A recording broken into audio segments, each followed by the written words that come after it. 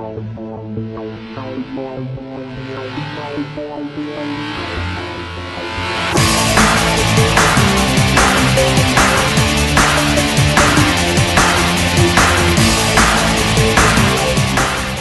to Rugby Round the Mountain 2010, coming to you today from Vogeltown Park, New Plymouth.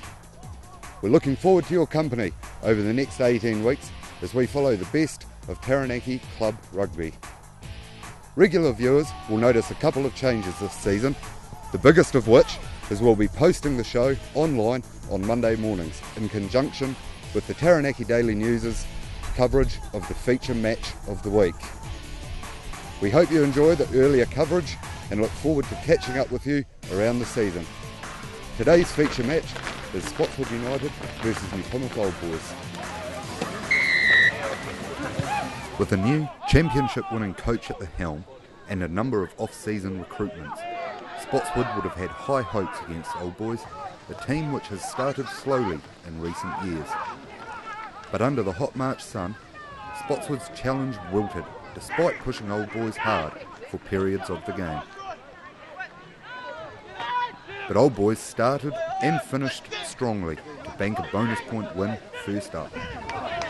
It didn't take long for them to get on the board, and they had managed 4 tries midway through the first half. Spotswood made too many mistakes and left too many holes in the defensive line early.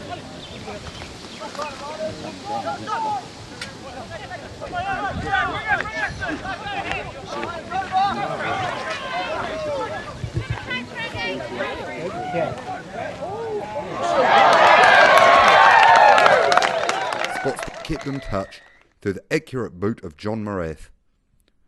They closed in further when standout centre Paul Perez crossed for his first try of the day.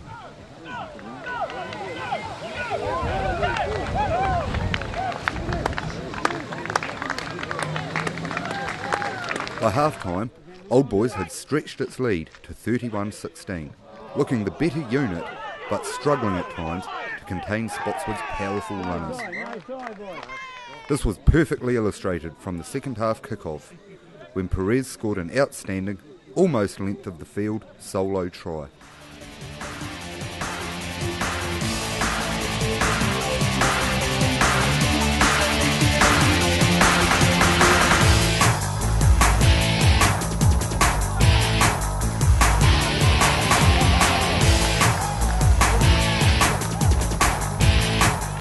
Another Morath penalty got Spotswood within 5 points, and they were enjoying their best period of the game. But it wasn't enough. Old Boys closed out the match against a tiring Spotswood side with 3 tries for a slightly flattering scoreline of 50-26. After the game, Rugby Round the Mountain caught up with Spotswood coach Kevin Walden about his new charges. So Kevin, first competition hit out with the new club, not quite the result you were after. Yeah, no, definitely not the result, but there was a lot of positives out there. We were up against a very good side today, and we realised that and acknowledged that. They were very well structured, well organised, and I think with a few more weeks with Spotswood, we'll definitely start to turn a few sides around too. So yeah, no, all in all, it was a good day. 31-26, coming back in that second half, we thought we got a sniff in it. A couple of opportunities didn't go our way. But then Old Boys came back, and that last 10 again, we seemed to fade a little bit. But yeah, but hot out there for some of the boys. Yeah, I think a lot of them were sort of gasping. But they reckon it was an injury, but I think it was just short of water, really. But what a nice day to kick off the the first round, and looks good for a good season coming up. And look, you've come to Spotswood with a championship under your belt last year. What's it like, sort of changing environment? Yeah, it's been awesome, really. The Spotswood United guys have sort of been open. They've taken on a few of the challenges that I've thrown out there if they're wanting to begin to be really competitive at the first division level. You see today we got a B team out there, which was really great just to field that. So we're starting to get some foundation in place, and I think once we get the foundations right, then we can actually build on that. But no, it's looking positive. Our under 20 side got a really strong under 20 side, so we just got to really build the senior side, but also look after the B team who's going to feed players into us. So. Have you set some goals for the year? Well, I think really it's just to try and get the best out of the boys. I believe their destiny's in their hands, but I'm looking towards at least a top 4 spot.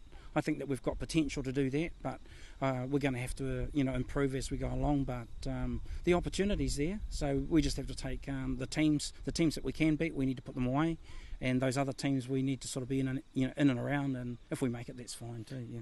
Any specific areas to work on after today, Kevin? Oh, yeah, no. I think the fitness, that last 10 minutes. Spotswood, over the years, and I've seen them fade. They play well in the first 60 and that, and then start to fade off. The score blew out, towards the end. So that suggests to me that we need to really work on the fitness. A little bit around the breakdown. Probably need to get Richard to training, get the referees along to training to just talk around that area, because it's still a shambles basically. And as a coach, you try and sort of look at where you can train your guys so that we can play the game, so it's not a pile up. But at the moment, I still think it's an area there that they really need some serious thought around too. Hey, thanks very much, Kevin, and best of luck for the season. Yeah, cheers. Thanks, Ron. Cheers. Bye. Elsewhere around the province, it was a fairly predictable set of first up results, with the fancied sides running up some big scores. Southern hammered a hapless Eltham Kaponga, Tukapa dispatched Border in Patea, and Coastal beat Stratford easily. The closest game of the round was between Inglewood and Clifton, with Inglewood managing a 30-26 win. The coming Easter round should see some interesting Good Friday matchups.